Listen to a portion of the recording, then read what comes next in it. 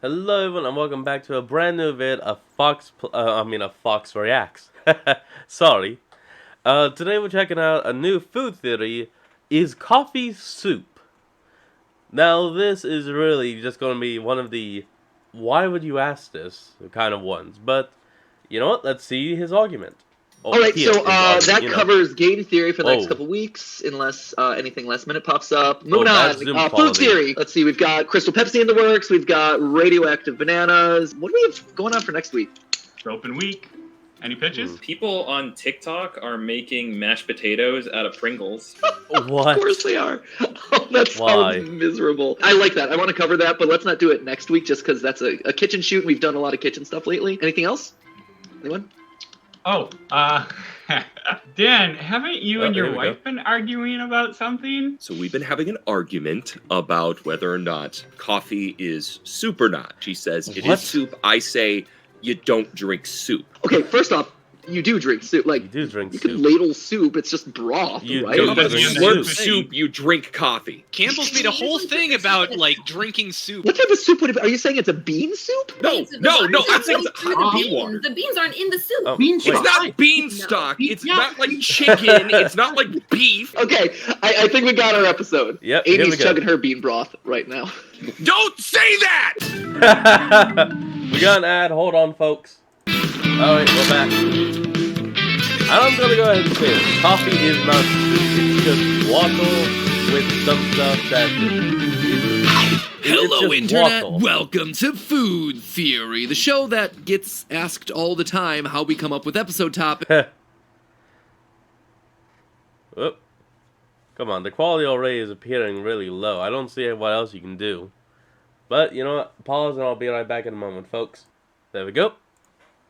You just saw it. That meeting at the top of the episode was exactly what gave rise to the video that you're watching right now. Our head editor Dan was having a nerdy debate with his wife, and so we decided to stick our noses into his business and settle it once and for all. Because that's what you do when you make online content. You monetize your personal life. You see, back when this channel first launched, we covered what makes a sandwich a sandwich. That simple question sent us on a wild goose chase through court rulings, international tax law, and legal loopholes to ultimately find that the definition of a sandwich in some areas includes burritos, pizza, even chicken wings. Yep, you heard that right, chicken wings, which could never be considered a sandwich by any reasonable person ever. Yet there it was, defined as a sandwich by certain Colorado tax laws. But you see, those are the absurdly high stakes that we're dealing with in episodes like this. For as dumb and random as questions like, is coffee actually bean soup might seem, decisions around these definitions actually impact your pocketbook, as well as the bottom lines for both restaurants and the government. As an example of how the legal definition of coffee can lead to high-stakes legal battles, in 2014, a pair of people sued Target because they had been charged sales tax for their to-go order of coffee. Why would they have a problem with that? Well, California has a sales tax exemption for certain products, which include, quote, coffee and coffee substitutes, tea and cocoa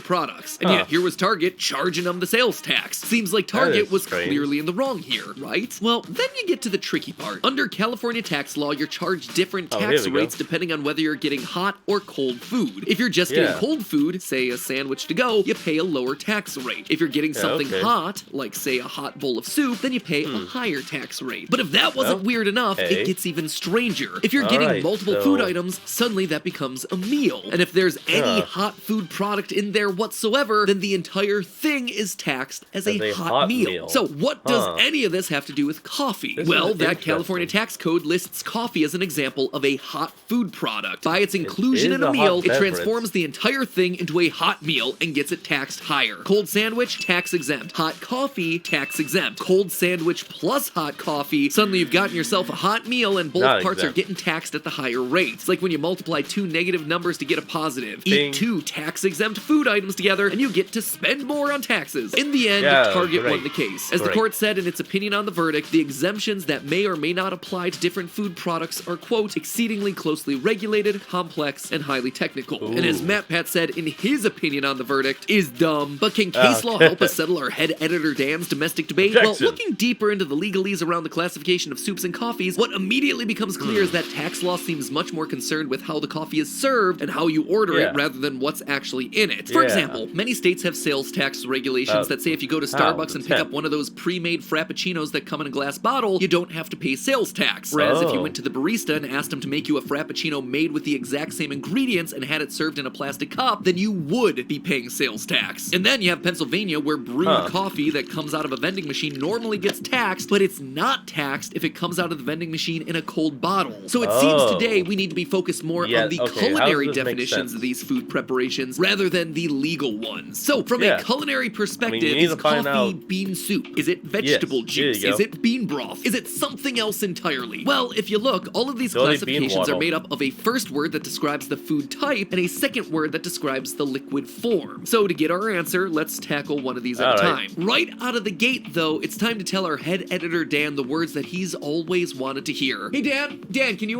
come into the booth? Here we go. Damn it, gotta load. Hold on, folks. Okay. Hey, what's up? You got good news for me? Dan, you're right. Your wife is wrong. Coffee is definitely not bean soup. That's what I'm talking about. Booyah! But it's not for the reason you think. Not because of the soup part, but because of the bean part. See, coffee beans aren't actually beans. Just like peanuts aren't actually nuts, and koala bears aren't actually bears. Okay, a bit of a technicality, but I'll take the win. You see, the word bean actually has a very specific definition. Within the flowering plant family of Fabaceae, otherwise known as the legume, pea, or bean family, there are several genuses whose seeds are classified as beans. If you're not part of that specific group, then you are not technically a bean. And coffee is not part of the club. So for your wife to say it's a bean soup, she is technically wrong. It may still wind up being a soup, we're gonna get to that in a minute here, but it's definitely not a bean soup. Though, might I suggest not making a big deal of that tonight at dinner? Dunking on your wife for being wrong is rarely a good decision. I appreciate the advice, I'm just not gonna listen to it. Alright, now back to the editor dungeon, please. This narrative conceit's getting a bit tiring to keep up. There's plenty of restocked coffee down there for you to inject as you see fit. I prefer the IV bags. Okay, so if coffee is a plant, but it's not beans, then is it a vegetable? Well, also no. While an actual bean would be a legume and therefore a vegetable, what we call the coffee bean is actually a seed taken from the fruit of a coffea plant. The fruits of these plants, which are known as cherries or berries, contain 1 or 2 seeds that we then call coffee beans. And just to make matters even more confusing, those coffee cherries, not actually a cherry for similar taxonomical reasons. Let's just leave it at coffee beans aren't beans, they're the seeds of the coffea fruit. So that's the first half of what coffee actually is, but what about the second half of our classification? If coffee is a liquid made from fruit seeds, does that then make it a fruit juice? I mean, that's what pomegranate juice is after all. Pop those seeds like nature's own bubble wrap and drink the results. Well, no. And it all comes down to the word juice. Juice is technically the drink that's made from the natural liquids contained within a fruit or a vegetable. A liquid that is then extracted by squeezing or pressing. Squeeze an orange and drink what comes out. Same thing with pomegranate juice. Drink the liquid that's coming out of the seeds. If a product is labeled and sold as juice, it is legally required for the liquid portion to come from a fruit. This also means that fruit-flavored drinks that you make by mixing a powder with water like Kool-Aid, Tang, or Crystal Light are not juices. And you'll notice that they don't advertise themselves that way. They're not allowed to. If you read the packaging for products like this, you'll tend to see stuff like you see on the Crystal Light label here, a sweet alternative to juice. So cross fruit juice off the list. That said, if you do want to try actual coffee juice, it's a thing you can actually make. In fact, that's exactly what a company called Kona Red did. Rather than throwing the outer part of the coffea fruit away after removing the seeds, they took the fruit and squeezed the juice out of them to create a bottled drink that you can no longer buy because they've gone out of business. Apparently there's a good reason that part of the plant doesn't make it into the cup of joe that you're sipping every morning. So I'm gonna guess it's not that tasty. We're back. if it's not a fruit juice, then what does it make it then? A fruit broth, soup, puree, gruel, porridge, gravy? Well, gravy is an easy one to cross off the list. For as delicious as a slow-pouring, thick, viscous coffee gravy might sound, aka not at all delicious, gravies, by definition, are thickened by adding flour or cornstarch. Definitely not a fit. Porridge and gruel can also be safely crossed off the list for similar reasons. Those are foods that are made from starchy cereal grains. Don't believe everything you see on TikTok, friends. I'm trying the coconut water berry breakfast cereal. That's... Oh, it's good. Sorry, No. Lizzo, that is No. not cereal. Uh-uh. That is a bowl of fruit. Also, That's literally why did just you a put random Why ice is cubes that- in?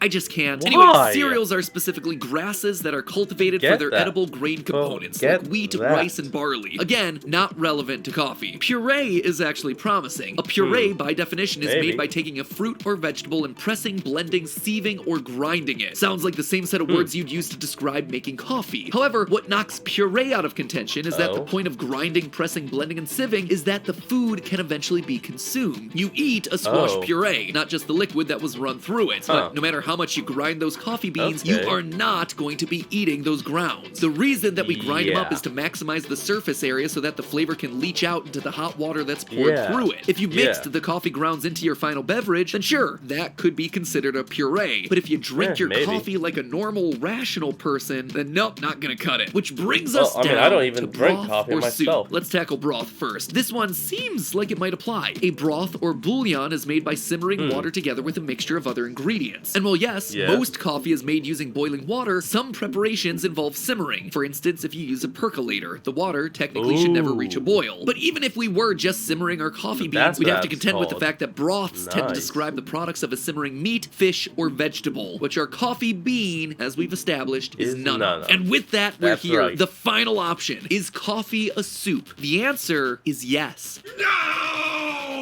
Yeah! No! Sorry, Dan, but soup is commonly made by boiling the ingredients to extract their flavor, and boiled water is the most common way to make coffee. But that's not all. Man. One of the classic methods of flavoring soup involves adding ingredients to the boiled water that aren't part of the finished product that you eat. It's common for soups to be made with ingredients that are added for flavor and then removed before serving. Ingredients like bones, or spices like bay leaves and rosemary. Exactly what we do with the coffee grounds. But is there such a thing as a fruit seed soup? Absolutely. Fruit soup's definitely a thing. Seed soup's also a thing. Squash and nigella seed soup, sunflower seed soup, cotton seed soup, the list goes on and on. But not only are fruit soups and seed soups both a thing, fruit seed soups also very popular. Search for melon seed soup recipes on Google and you'll get millions of results. Stuff like egusi soup, a traditional West African dish, or even more popular, pumpkin seed soup, a sweet and creamy dish. The only thing that keeps this from being a perfect label is the fact that soup is classically used to describe a food, not a beverage. But hey, with the amount of sugar and syrup that some of us add to our coffees, we've already got enough calories to call it a meal. Yeah, that Starbucks Frappuccino has more calories than the blueberry muffin you're eating with it. So there you have it, friends. Coffee is a fruit seed soup, not vegetable juice or bean broth or a legume mash. It is basically the equivalent of tomato soup. Bring that one up the next time you're delivering someone's Starbucks order. No one's gonna know what you're talking about, but you can rest confident in the knowledge that you are technically correct, which we all know is the best kind of correct. But hey, that's just a theory. A food theory. Bottoms up. And hey, if you're the kind of person who spends way too much time thinking about how to classify and sort food into different categories, and I know you are since you made it all the way to the end of the video, then click over to see this classic food.